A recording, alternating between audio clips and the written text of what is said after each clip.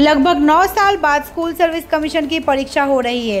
7 सितंबर रविवार को ये प्रतीक्षित परीक्षा होगी। इस दिन कक्षा 9वीं और 10वीं के लिए भारतीय परीक्षा होगी। परीक्षा से पहले उम्मीदवारों के लिए सारी जानकारी एसएससी की ओर से दी गई। शनिवार को एसएससी के चेयरमैन सिद्धार्थ मजूमदार ने प्रेस कॉन्फ्रेंस करके बताया कि परीक्षा में सुरक्षा बनाए रखने के लिए क्या क्या कदम उठाए जा रहे हैं। সেটাও আমরা এবারে অনুমতি দিয়েছি।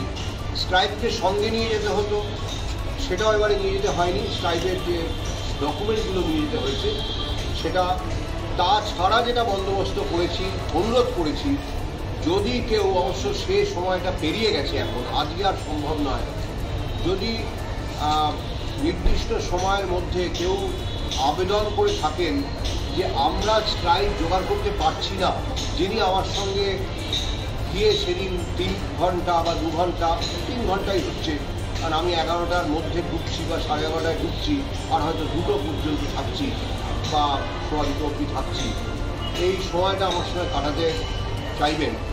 তা এরকম যদি বন্দোবস্ত না করতে পারেন তাহলে আমার কাছে, মানে আমাদের কাছে, অর্থাৎ কমিশনের কাছে তিনি আসবেন, আঞ্চলিক কমিশনের কাছে। ভেন্যু আঞ্চলিক কমিশন তার জন্য একজন যিনি যোগ্য তার বন্দোবস্ত করে দেবে। অর্থাৎ যোগ্যতার এখানে মাপকাঠি হচ্ছে, যদি নবম দশমের পরীক্ষা হয়, যার ন্যূনতম যোগ্যতা মান হচ্ছে গ্র্যাজুয়েট হওয়া, গ্র্যাজুয়েট নন এমন কেউ, অর্থাৎ প্রথম বর্ষে পড়তে পারেন, সদ্য হায়ার সেকেন্ডারি দিয়েছেন বা দেবেন, একাদশ শ্রেণীতে পড়েন, এরকম হতে পারেন, তিনি স্ক্রাইব হওয়ার যোগ্য, এরকম একজনের বন্দোবস্ত করা হয়েছে।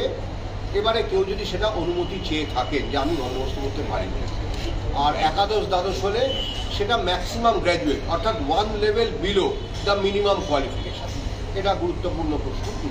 বলছি আমার দুটো প্রশ্ন আছে। একাদশ সময়টা যে পরীক্ষা শেষের পরে টয়লেট যাওয়া, দেখুন আজকে সেইটা তো একেবারে